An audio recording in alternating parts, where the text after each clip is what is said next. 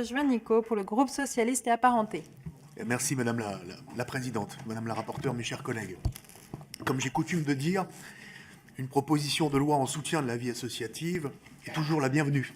Voilà. Même si on souhaiterait qu'elle soit plus ambitieuse et moins modeste, Madame la Rapporteure. Donc je ne sais pas si on arrivera à l'enrichir. En tout cas, son contenu, il faut le prendre. Moi, je propose effectivement qu'il y ait un consensus le plus large possible des groupes politiques pour voter au moins l'essentiel des articles qui sont proposés. J'ai bien compris que la politique du MoDem était la politique des petits pas. Ce qu'on souhaiterait maintenant peut-être, c'est aussi, j'ai cru comprendre que le ministre allait s'exprimer, qu'on ait aussi une vision et une ambition du côté de la politique gouvernementale et que la vie associative ne soit plus l'angle mort des politiques publiques dans ce pays. Je dis cela parce que il y a des attentes considérables aujourd'hui dans le monde associatif. Et j'irai un peu plus loin, je dirais qu'il y a aujourd'hui une forme de malaise dans les associations, notamment les associations moyennes, et une forme de découragement de nombreux bénévoles responsables qui finissent par baisser les bras parce qu'ils estiment ne plus être soutenus. Et Erwan Balanant avait raison de parler du terreau de la démocratie qui représente la vie associative et sa richesse. Il faut que nous soyons extrêmement vigilants sur ce qui est en train de se passer dans le pays. Je veux vous alerter sur deux points. Le premier, j'ai eu déjà l'occasion de le dire en séance publique budgétaire, nous avons une alerte sur l'emploi associatif dans le pays.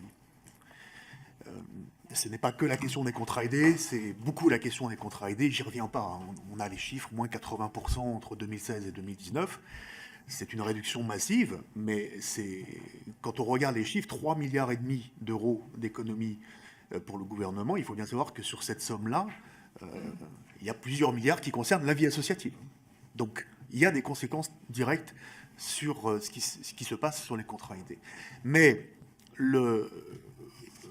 l'association Recherche et Solidarité nous alerte sur autre chose. Pour la première fois en 2017, le nombre de créations d'emplois aujourd'hui stagne, il y a un tassement, et le nombre d'associations ne progresse plus. Et il y a même une nouveauté, ce n'était pas arrivé depuis 2010 et 2011, c'est qu'en 2017, il y a eu 25 000 associations du secteur sportif, culturel et médico-social qui étaient en très grande difficulté et qui ont dû mettre la clé sous la porte. Donc ça doit vraiment nous alerter parce que les chiffres de 2018 risquent d'être encore plus mauvais.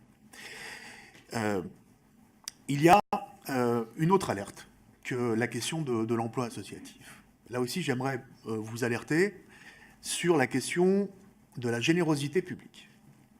Puisque là aussi, nous avons un certain nombre d'études qui sont en train d'être publiées, et en particulier celle de France Générosité, qui montre aujourd'hui qu'il y a un tassement du nombre de donateurs en France. Le nombre de Français est un petit peu inférieur à ce qu'il était l'an dernier en termes de donateurs aux associations d'intérêt général. Et puis, il y a des associations aujourd'hui qui nous alertent sur une baisse importante de leurs ressources financières en termes de dons des personnes physiques, essentiellement parce que les réformes fiscales qui ont été mises en œuvre depuis un an constituent une menace sur les dons, que ce soit la suppression de l'ISF, qui a réduit le nombre de contribuables éligibles à un certain nombre de dispositifs pour donner à des grandes associations. Mais ça se traduit pour certaines fondations et certaines associations par moins 60% ou moins 70% des ressources financières d'une année à l'autre. Donc c'est extrêmement important. Il y a bien évidemment le contexte de la hausse de la CSG et d'un certain nombre de charges, notamment sur les retraités, qui fait qu'aujourd'hui, des Français donnent moins aux associations. Et puis il y a l'annonce du prélèvement à la source, hein, même s'il ne changera pas grand-chose dans les dons de personnes physiques, mais qui peut inquiéter sur les modalités de mise en œuvre. Mais tout cela fait un contexte quand même, alerte sur l'emploi associatif, alerte sur la générosité publique, qui doit vraiment nous mobiliser dans les prochaines semaines.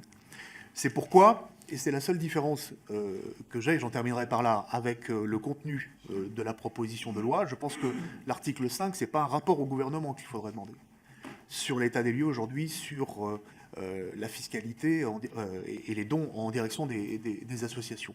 C'est bien un rapport du Parlement qu'il nous faut demander, une mission d'évaluation et de contrôle pour que nous puissions évaluer très précisément les choses.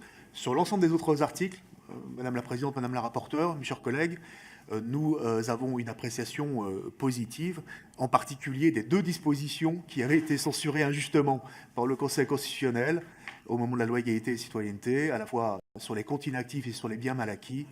Et on aurait gagné un peu de temps, mais effectivement, si on peut revoter ces dispositions, ce serait parfait. Donc nous voterons globalement la proposition de loi.